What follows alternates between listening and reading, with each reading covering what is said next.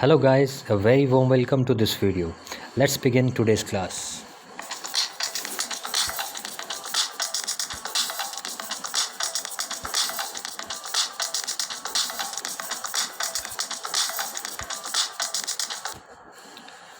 तो हर दिन की तरह आज की क्लास को भी हम मोटिवेशनल थॉट के साथ स्टार्ट करेंगे। तो आज का थॉट क्या है?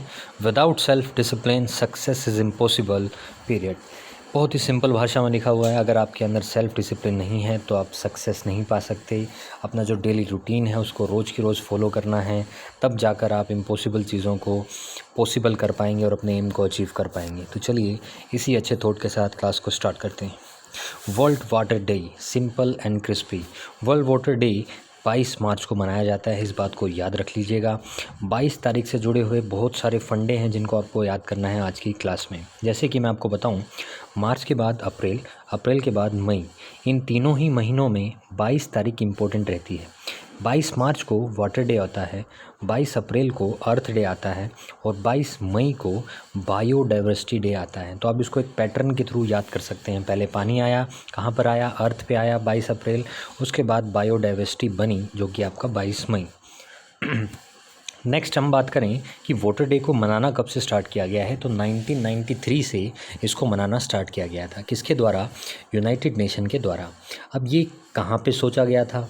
ये सोचा गया था रियो समिट के अंदर, यानी 1993 में यूएन की जो मीटिंग थी वो रियो में हुई थी। तब एजेंडा 21 डिसाइड किया गया था। अब ये जो एजेंडा 21 है ये किस से रिलेटेड है, ऐसा क्वेश्चन कई पेपर में आ चुका है।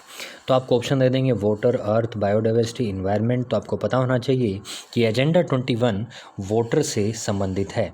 अब यहाँ पर आपके सामने आप देख सकते हैं SDG जैसा कोई शब्द लिखा हुआ है। ये क्या होता है? ये होता है sustainable development goals. Sustainable development goals वो गोल्स होते हैं जो यूनाइटेड नेशन के जितने भी मेंबर्स हैं उन्होंने डिसाइड किए हुए हैं। गोल का मतलब होता है एम, छोटे छोटे, जिसको अचीव करना है इन देशों ने किसी भी हालत में। कब तक? 2030 तक। तो आपसे पूछा जाएगा कि SDG गोल्स कब तक एम लेकर चल रहे हैं, तो आंसर है 2030 तक। दूसरा क्वेश्चन पूछ सकते हैं SDG गोल्स कितने हैं, तो आपको बताना है जी 17 हैं। नेक्स्ट बात, अब इसमें वाटर का क्या रिलेशन है? तो जितने भी 17 SDG गोल्स हैं उनमें से जो छठे नंबर का रूल है वो वाटर कंजर्वेशन की बात करता है। तो आपको ध्यान रखना है वाटर का गोल कौन सा? SDG 6। इस बार की जो थीम रही है वो है वैल्यूइंग वाटर। वाटर की वैल्यू आपको समझनी पड़ेगी। अगर मैं बात करूं नॉर्दर्न अमेरिका में मौजूद USA की, यूनाइटेड स्टेट्स ऑफ अमेरिका की, तो वहां पर ऑन एन एवरेज एक फैमिली पूरे एनुअली वाटर का जो चार्ज पे करती है वो 60,000 है। और यहाँ पर इंडिया के अंदर ये चार्ज काफ़ी ज़्यादा कम है। तो अगर आप चाहते हैं कि उतना बिल आए तो आप वाटर को वेस्ट करें। अगर आपको पता है कि वाटर बहुत इंपॉर्टेंट है तो उसको सेव करें, क्योंकि आप सभी को पता है कि जब भी किसी चीज़ की कमी होती है तो उसके रेट बढ़ जाते हैं। तो जब भी मौका मिले तो वाटर को आप सेव कीजिएगा। नेक्स्ट हम बात करें, इस अच्छे मौके पर, वाटर डे के मौके पर एक स्कीम लॉन्च की गई है। ये जो स्कीम है ये पिछले साल लॉन्च की गई थी और इसका मतलब क्या था? Catch the rain from today. तो ये स्कीम काफ़ी पुरानी लेकिन लागू इस बार से किया गया है, catch the rain from today. और ये कैच द रेन, आप जैसे ही बारिश आती है तो उसको वाटर को रिज़र्व कर सकते हैं। ग्राउंड के अंदर रिजर्वायर बनाकर कर सकते हैं, वेसल्स के अंदर पानी को स्टोर कर सकते हैं और उसको यूज़ कर सकते हैं। और ये स्कीम किसके द्वारा चलाई गई है? जल शक्ति मिनिस्ट्री के द्वारा। और ये जो जल शक्ति मिनिस्ट्री है ये कब बनी थी? 2019 में ये बनी थी। तो इसी के साथ वाटर डे को आपको ये सब चीज़ें आपने याद रखनी है। तो आपको ध्यान रखना है कि जल शक्ति विभाग जो आता है वो किसके अंदर आता है? ये आपका रिसोर्सेज मिनिस्ट्री के अंदर आता है, जो 2019 के अंदर इसको डिपार्टमेंट वाइज बांट देता है। और इसके जो मिनिस्टर हैं वो हैं गजेंद्र सिंह शेखावत। इम्पोर्टेंट है, नोट कर लीजिएगा। गजेंद्र सिंह शेखावत इसके कैबिनेट मिनिस्टर हैं और मिनिस्टर ऑफ स्टेट हैं इसके रतन लाल कटारिया। दोनों आपने याद रखने हैं, रतन लाल कटारिया एंड आपका गजेंद्र सिंह शेखावत। अगली न्यूज़ पे आते हैं। World forestry day. World forestry day कब मनाया जाता है? डायरेक्ट क्वेश्चन है, तो कल के दिन ही मनाया गया था, संडे के दिन 21 मार्च को इसको सेलिब्रेट किया जाता है। अब इसमें हर करते क्या हैं, इन्वायरमेंट से जुड़े जितने भी आपके इश्यूज़ हैं उसको इस दिन डिस्कस किया जाता है। और उस डिस्कशन के दौरान जो इस बार की थीम रही है वो क्या रही है आपकी, इस बार की थीम आपकी रही है फॉरेस्ट रिस्टोरेशन। रिस्टोरेशन का मतलब होता है दोबारा से हमें प्लांटेशन करना है, जहाँ पर हमने प्लांट्स को उखाड़ा था, रिस्टोर करना है, अपनी पोजीशन पर वापस लेकर आना है। तो इस बार की थीम है। और इस फॉरेस्ट डे के उपलक्ष्य में एक नई स्कीम लॉन्च की गई जिसका नाम था नगर वन योजना। क्या नाम था इसका, नगर वन योजना। तो इस नगर वन योजना में पूरे 200 शहरों को लिया जाएगा, 200 सिटीज़ को सेलेक्ट किया जाएगा। इन सिटीज़ के अंदर जितने भी प्लांटेड एरिया हैं जिनको अर्बनाइजेशन के थ्रू उखाड़ दिया गया था, वहाँ पर दोबारा से प्लांटेशन यहाँ पर किया जाएगा। इस स्कीम में ऐसा बोला गया है। अगर ये सक्सेसफुल होती है तो इसको अन्य सिटीज़ के अंदर इसको डाला जाएगा। तो ये किस मिनिस्ट्री में आता है, ये मिनिस्ट्री ऑफ इन्वायरमेंट में आता है। मिनिस्ट्री ऑफ इन्वायरमेंट के मिनिस्टर कौन है, प्रकाश जावड़ेकर। ध्यान रखिएगा, इन्वायरमेंट मिनिस्टर कौन है, प्रकाश जावड़ेकर। चलिए आगे बढ़ते हैं। World poetry day. World poetry day कब सेलिब्रेट होता है, तो 21 मार्च को सेलिब्रेट किया गया। कब से होता आ रहा है, 1999 से होता आ रहा है। इसको सेलिब्रेट कौन करता है, इसको यूनेस्को सेलिब्रेट करता है। तो याद रखिएगा, वर्ल्ड पोइट्री डे 21 मार्च। अब इसमें हुआ क्या है जो स्पेशल हुआ है, यहाँ पर उड़ीसा सरकार ने एक नई लाइब्रेरी बनाई है जिसको पार्क की फॉर्म में डिज़ाइन किया गया। यानी पार्क के अंदर लाइब्रेरी खोली है ताकि बच्चे खेलने वहाँ जाएं और वहाँ पर बुक्स को पढ़ें। तो आपका मोबाइल से ध्यान जो उनका आजकल की जनरेशन का जा रहा है वो दोबारा से बुक्स की ओर आपका डाइवर्ट हो जाएगी। इसको चलते उड़ीसा में ऐसा किया गया है। इसी के तर्ज पर बहुत सारी लाइब्रेरी से जुड़े क्वेश्चन आते हैं। वो क्या आते हैं ज़रा देखिए। अगर आपसे पूछे कि बोट लाइब्रेरी हिंदुस्तान में कहाँ पर है, तो आपका आंसर है हुगली। हुगली कहाँ पर है, वेस्ट बंगाल में है। अगर आपसे पूछे लाइब्रेरी ऑन व्हील कहाँ पर है, वो भी आपको कोलकाता वेस्ट बंगाल में मिलेगी। यूनेस्को का यहाँ पर जिक्र हुआ है तो यूनेस्को की बात कर लेते हैं। यूनेस्को का हेडक्वार्टर जो है वो पेरिस के अंदर है। और इस यूनेस्को के द्वारा हमारे देश की कितनी सिटीज़ को रखा गया है, तो 38 सिटीज़ हैं जिनको यूनेस्को के साइट्स में रखा गया है। यूनेस्को क्या होता है, United Nation educational scientific and cultural organization है। अब इसने जो दो लास्ट के सिटीज़ जुड़े हैं उनका नाम क्या है, ग्वालियर एंड ओरछा। ये जो ग्वालियर एंड ओरछा हैं ये लेटेस्ट एडिड सिटीज़ हैं। किसकी हैं ये, मध्य प्रदेश की हैं। ध्यान रखिएगा, दो तरह की साइट्स होती हैं, एक तो यूनेस्को साइट्स होती हैं, यूनेस्को हेरिटेज साइट्स होती हैं। तो हेरिटेज साइट्स में जो अपना लास्ट जुड़ा है वो है जयपुर, जो 2019 में जुड़ा था। लेकिन सिटीज़ की बात करें तो ग्वालियर और ओरछा लेटेस्ट आपकी जुड़ी हुई हैं। अब हम बात करते हैं उड़ीसा की, यहाँ पर बात की गई है। तो उड़ीसा की बात की जाए तो उड़ीसा का जो गठन है वो 20 मार्च के अंदर इसका एक पहला फेस्टिवल करके आपका फेस्टिवल मनाया जाता है। 20 मार्च को पहला फेस्टिवल यहाँ पर मनाया जाता है। अब पहला फेस्टिवल में होता क्या है भाई, यहाँ पर चावल की एक डिश बनाई जाती है और उस चावल की जो स्वीट डिश बनती है उसमें भगवान जगन्नाथ को प्रसाद के रूप में चढ़ाई जाती है। तो पहला फेस्टिवल कहाँ मनाया जाता है, तो ध्यान रखिएगा उड़ीसा, जगन्नाथ भगवान के लिए राइस की डिश के रूप में। अब जगन्नाथ जी की बात आई है तो जगन्नाथ भगवान के बारे में जानना पड़ेगा। जगन्नाथ टेम्पल कहाँ पर है, तो डायरेक्ट आंसर है पुरी में है, उड़ीसा के अंदर। ध्यान रखना, पुरी में उड़ीसा। इसको वाइट पगोड़ा के नाम से, सफ़ेद पगोड़ा के नाम से जानते हैं। ये किसने बनाया था, अनंत वर्मन ने बनवाया था। कौन से किंग थे, अनंत वर्मन डिनेस्टी के किंग थे। एक ही तरह वाइट पगोड़ा की बात हुई है तो ब्लैक पगोड़ा भी पता होना चाहिए। ब्लैक पगोड़ा टेम्पल किसे कहते हैं, तो ये कोणार्क का सन टेम्पल है। कहाँ पे है, कोणार्क का सन टेम्पल उड़ीसा के अंदर ही है। और इसको बनाया था नरसिंह देव ने। किसने बनाया था, नरसिंह देव ने इसको बनाया था। नेक्स्ट बात की जाए फ्लोटिंग की, यहाँ पे काफ़ी ज़्यादा जिक्र हुआ। जैसे हमने बोट लाइब्रेरी की बात की तो हुगली हो गया। तो फ्लोटिंग फेस्टिवल कहाँ मनाया जाता है, फ्लोटिंग फेस्टिवल मीनाक्षी टेम्पल में मनाया जाता है। ये कहाँ पर है, मदुराई में। मीनाक्षी से मदुराई याद रखिएगा कहाँ पर है, तमिलनाडु में, बेगार नदी के किनारे। बेगार नदी के किनारे ये फेस्टिवल मनाया जाता है। अब यहाँ पर पोइट्री का जिक्र हुआ था 21 मार्च से, तो बता दें आपको कि पोइट्री से जुड़ा अवार्ड भारत में कौन सा है, तो साहित्य अवार्ड है जो कि 24 भाषाओं में दिया जाता है। वैसे इंडियन कॉन्स्टिट्यूशन में कितनी भाषाओं को मान्यता प्राप्त है, 22 भाषाओं को मान्यता आपकी प्राप्त है 8वीं अनुसूची के अंदर। ठीक है, तो इस पेज से हमने काफ़ी ज़्यादा जानकारी प्राप्त की, स्क्रीनशॉट ले लीजिएगा। अब आगे बढ़ते हैं। 4th स्ट्रॉन्गेस्ट मिलिट्री पावर घोषित कर दिया गया है इंडियन आर्मी को। यानी कि पूरे देश में जितने भी पूरी दुनिया में जितने भी देश हैं उनमें चौथे नंबर की सबसे मजबूत आर्मी है इंडिया की, ऐसा बोला है किसने? मिलिट्री डायरेक्ट स्टडीज़ ने। ये एक संस्था है जो ये रिपोर्ट को लॉन्च करती है, इसका नाम है मिलिट्री डायरेक्ट स्टडी। इसके अनुसार भारत चौथे स्थान पर है, पहले पे चाइना, दूसरे पे यूएसए, तीसरे पे रशिया और चौथे पे भारत का स्थान। इसमें होता क्या है, इसमें रैंक देने के लिए 10 मापदंड रखे जाते हैं, तो उन 10 मापदंडों के अनुसार 100 अंकों में से अंक प्राप्त किए जाते हैं। तो भारत जो है इसमें अंक मिले हैं 61 के करीब, तो भारत को 61 नंबर के करीब मिले हैं और वो चौथा सबसे ज़्यादा शक्तिशाली मिलिट्री पावर वाला देश बना है।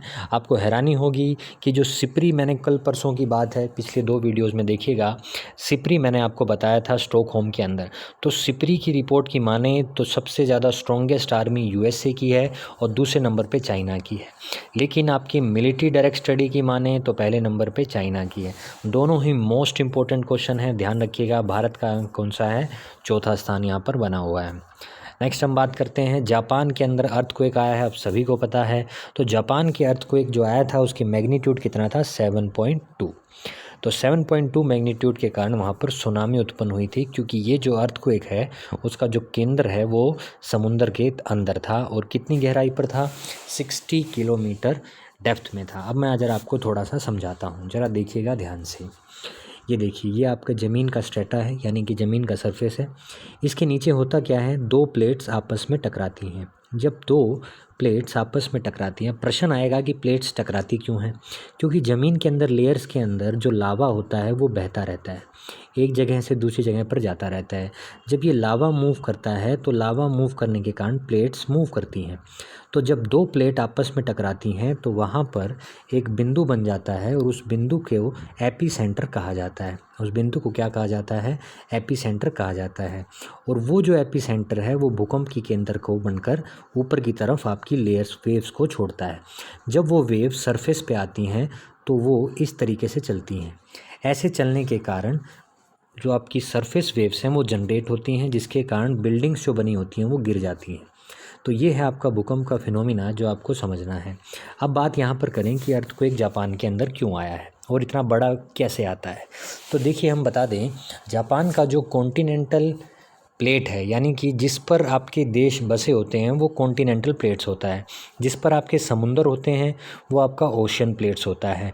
तो जब एक सरफेस प्लेट ओशन प्लेट के साथ टकराती है तो वहाँ पर सुनामी जनरेट होती है, लेकिन अगर 2 सरफेस प्लेट्स टकराती हैं तो आपका वो ज़मीन पर भूकंप आता है, उसका सुनामी से लिंक नहीं होता है। तो यहाँ पर हमने बात की तो इसका एपी सेंटर, यानी वो पॉइंट जहाँ पर प्लेट्स टकराई थी, वो 60 kilometre below the earth surface था, या सी सरफेस आप मान सकते हैं।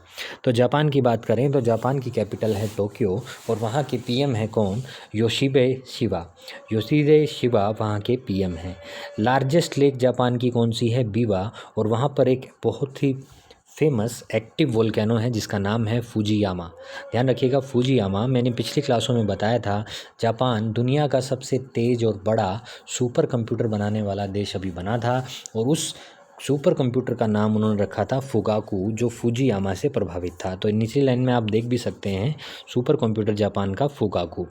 नेक्स्ट हम बात करें, जापान की राजधानी टोक्यो है और यहाँ पर 32वें नंबर के ओलंपिक्स आयोजित होंगे इस वर्ष, जो होने 2020 में थे, लेकिन कोरोना के चलते 2021 में वो शिफ्ट हो गए। नेक्स्ट हम बात करें, अगले पेरिस में होंगे और उससे अगले जो होंगे वो लॉस एंजलिस में होंगे आपके ओलंपिक। अर्थक्वेक जोन की बात करें तो ये सबसे ज़्यादा दुनिया में किस हिस्से में मिलता है? तो ये आपका प्रशांत महासागर में मिलता है। प्रशांत महासागर से मिलने वाली जितने भी आपके देश हैं वो रिंग ऑफ फायर कहलाते हैं। रिंग ऑफ फायर वो एरिया है प्रशांत महासागर का जहाँ पर बहुत सारी छोटी छोटी प्लेट्स हैं, माइनर प्लेट्स हैं। ये प्लेट्स मूव करती रहती हैं जिसके कारण अर्थक्वेक आते हैं और कई बार अर्थक्वेक माउंटेन का वोल्केनो रूप ले लेते हैं, जिससे ज्वालामुखी में नीचे से लावा ऊपर की ओर आता है। इसीलिए रिंग ऑफ फायर में अर्थक्वेक प्लस वोल्केनो दोनों ही बहुत बड़ी मात्रा में मिलते हैं। और कहाँ मिलते हैं? प्रशांत महासागर में, जो कि दुनिया का सबसे बड़ा ओशियन है, सबसे बड़ा महासागर है। और प्रशांत महासागर के अंदर ये एक चीज़ मौजूद है, मैरियाना ट्रेंच। मैरियाना ट्रेंच वो हिस्सा है जो धरती पर सबसे ज़्यादा गहराई में बना, सबसे गहरा समुद्र स्थल जहाँ पर पाया जाता है वो मैरियाना ट्रेंच में पाया जाता है। नेक्स्ट हम बात करें अर्थक्वेक को नापने के लिए किसका इस्तेमाल होता है। अर्थक्वेक को नापने के लिए रिएक्टर स्केल का इस्तेमाल किया जाता है। चलिए दोस्तों आगे बढ़ते हैं। नेक्स्ट हम बात करते हैं समर कैंपेन। समर कैंपेन किस राज्य ने स्टार्ट किया है। तो समर कैंपेन की फुल फॉर्म पहले देख लेते हैं। इसकी फुल फॉर्म है strategic active for alleviation of mall nutrition and anaemia reduction. कहने का मतलब साधारण भाषा में आप इतना कह सकते हैं कि समर कैंपेन के द्वारा झारखंड सरकार वहाँ पर जो माल न्यूट्रिशन हो रहा है, माल न्यूट्रिशन का मतलब होता है कुपोषण, कुपोषण से ग्रस्त जितने भी बच्चे हैं उनको अच्छा पोषण देने का इन्होंने एम बनाया है। प्लस अनीमिया को भी ये रोकना चाहते हैं। अनीमिया ऐसी बीमारी है जो विटामिन ए की कमी से होती है और अनीमिया के अंदर रक्त का अभाव हो जाता है। तो रक्त के अभाव मतलब तभी होता है जब खान पान में कमी हो। तो इन दोनों ही चीज़ों को समाप्त करने के लिए देखिए अनीमिया, आयरन डेफिशिएंसी और आपका माल न्यूट्रिशन जो आपको पोषण तत्व कार्बोहाइड्रेट, फैट, प्रोटीन चाहिए उसकी कमी होने से होता है। तो झारखंड सरकार इसके चलते 1000 दिनों के लिए बच्चों को खाना प्रोवाइड कराएगी सस्ते दामों में। और ये ऐसा इसलिए कर रही है ताकि वहाँ पर ये दोनों चीज़ें माल न्यूट्रिशन और एनीमिया ख़त्म हो जाए। अब हम बात करते हैं जैसे पहली स्लाइड में देखा था सस्टेनेबल डेवलपमेंट गोल्स की। इन गोल्स की माने तो यहाँ पर दूसरे नंबर की जो हंगर स्ट्राइक, दूसरे नंबर का जो रूल है उस दूसरे नंबर के रूल्स पर आता है आपका SDG और ये तीसरे नंबर का जो रूल है उस पे आता है गुड हेल्थ। तो झारखंड की बात करें तो झारखंड का गठन 15 नवंबर 2000 को हुआ था और यहाँ पर दो बोले जाने वाली भाषाएं हैं, हो एंड मुंडई। हो एंड मुंडई दो भाषाएं हैं जो यहाँ बोली जाती हैं। मैथन एंड पंचायत डैम दो ऐसे डैम हैं पंचायत जो आपके झारखंड में मौजूद हैं। यहाँ पर एक नेशनल पार्क है जिसका नाम है बेटला नेशनल पार्क। तीनों चीज़ें आपने याद रखनी है। अब हम बात करते हैं पोषण से जुड़ी बात हो रही थी तो पोषण से जुड़ी कुछ स्कीम है वो देख लेते हैं। पोषण माह कब मनाया जाता है। तो पोषण माह सितंबर में मनाया जाता है। पोषण पखवाड़ा जो आपका इवेंट है वो किस मिनिस्ट्री के अंदर आता है। तो पोषण पखवाड़ा आपका इवेंट आता है ministry of women and child के अंदर। और ये मिनिस्ट्री कौन से मिनिस्ट्री के अंदर है, ये स्मृति ईरानी के अंडर आती है, ministry of women and child. चलिए आगे बढ़ते हैं। इंडिया पार्टिसिपेट कर चुका है नवरोज सेलिब्रेशन। नवरोज सेलिब्रेशन कहाँ पर, बीजिंग में जो हुआ था। अब यहाँ पर दो शब्द आपको दिख रहे हैं जो बिल्कुल ही अलग नज़र आ रहे होंगे, वो है आपका नवरोज और एक है आपका SCO। चलिए दोनों को समझते हैं। सबसे पहले मैं बात करूँ नवरोज की तो ये क्या है। ये ईरानियों और पर्शियन लोग जो होते हैं उनके द्वारा नया ईयर, जो नया साल उनका शुरू होता है वो इसी दिन स्टार्ट होता है। अब ये 21 मार्च की बात हो रही है। 21 मार्च को हर वर्ष पर्शियन और ईरान के लोग नवरोज को मनाते हैं नए साल के रूप में। अब क्वेश्चन आता है कि इस दिन नया साल कैसे स्टार्ट होता है, तो मैं बताता हूँ। देखिए ये होता है इक्विनॉक्स का दिन। 21 मार्च इक्विनॉक्स का दिन होता है। इक्विनॉक्स क्या होता है। इक्विनॉक्स का मतलब होता है जब धरती पर सूरज की जो रेज़ हैं वो सीधा पड़ रही हैं बिल्कुल 90 डिग्री पर इक्वेटर के ऊपर, यानी कि भूमध्य रेखा पर जब सन बिल्कुल बीच में होता है, 90 डिग्री की पोजीशन में होता है, तो उसको हम इक्विनॉक्स कहते हैं। अब इक्विनॉक्स वाले दिन स्प्रिंग सीज़न स्टार्ट हो जाता है। तो स्प्रिंग सीज़न की स्टार्ट होने पर ये लोग ये त्यौहार मनाते हैं। हिंदी में इक्विनॉक्स को विषुव कहते हैं, विषुव। तो विषुव वाले दिन आपका स्प्रिंग स्टार्ट हो जाता है। तो ये ईरान पर्शियन के लोग बनाते हैं और इसको बनाया गया SCO। SCO क्या है, संघाई कॉरपोरेशन ऑर्गेनाइजेशन के द्वारा। SCO इसको सेलिब्रेट करता है, जो 2001 में बना था और इसका हेडक्वार्टर कहाँ है, संघाई में है। तो SCO के अंदर कुल 8 कंट्रीज़ आती हैं। कौन कौन सी आती हैं, China, Russia, India, Pakistan, Kazakhstan, Kyrgyzstan, Tajikistan, Uzbekistan. ये वो देश हैं जो मध्य एशिया के अंदर इकोनॉमिकली, सोशली एक्टिव रहते हैं और एक दूसरे की हेल्प करते हैं ताकि वो ऊपर आ सकें। इंडिया इसमें बाद में जोड़ा गया था 2017 में। इंडिया और पाकिस्तान इसमें बाद में जुड़े थे 2017 में। अब यहाँ पर नवरोज फेस्टिवल ध्यान रखना है कहाँ मनाया गया था, SCO के द्वारा बीजिंग के अंदर। हेरात फेस्टिवल हमने पिछले दिनों में बात किया था, ये आपका जम्मू कश्मीर में मनाया जाता है। और ये हेरात फेस्टिवल जिस दिन आपका महाशिवरात्रि होती है उसी दिन आपका मनाया जाता है। उत्तराराजन त्यौहार कहाँ मनाया जाता है? गुजरात में। जलिया कुट्टू कहाँ मनाया जाता है? तमिलनाडु में। अनुकूल पोंगल कहाँ मनाया जाता है? केरल में। और धानु जत्रा कहाँ मनाया जाता है? उड़ीसा में। ये कुछ और अन्य त्यौहार हैं जो आपके पेपर पॉइंट ऑफ व्यू से काफ़ी इंपॉर्टेंट हैं, तो स्क्रीनशॉट ले लीजिएगा, आपको काफ़ी हेल्पफुल रहेंगे। चलिए आगे बढ़ते हैं। मुख्यमंत्री घर घर राशन योजना, ये क्या चीज़ है? एक ये नई स्कीम चलाई गई है मुख्यमंत्री घर घर राशन योजना के तहत, जो 21 मार्च को दिल्ली के अंदर इसका इनॉग्रेशन किया गया। और इसका ये स्कीम पहले से चल रही थी, लेकिन इसका नाम चेंज कर दिया गया है। अब इसका नाम हो गया है डोर स्टेप राशन डिलीवरी। कहना क्या चाहते हैं, है क्या, ज़रा मैं बता देता हूँ। देखिए, दिल्ली के जो सीएम हैं अरविंद केजरीवाल, उन्होंने बोला है कि जो राशन घर घर या राशन योजना है, उसके तहत जो अनाज मिलता है उसके अंदर जो आपके व्यापारी हैं वो घोटाला करते हैं, वो कम मात्रा में देते हैं। कम मात्रा मतलब जितना बोला है उतना लिख देंगे लेकिन कम पहुंचाएंगे, तो उनको माफिया शब्द यूज़ किया था केजरीवाल जी के द्वारा। तो अब क्या होगा, अब घर घर जाके अनाज दिया जाएगा दिल्ली सरकार के द्वारा। इसका एक्सपेरिमेंटल तौर पर शुरू करने के लिए 100 घरों को चुना गया है, और ये 100 घर कौन से इलाके के हैं? सीमापुरी के हैं, जो दिल्ली में पड़ता है।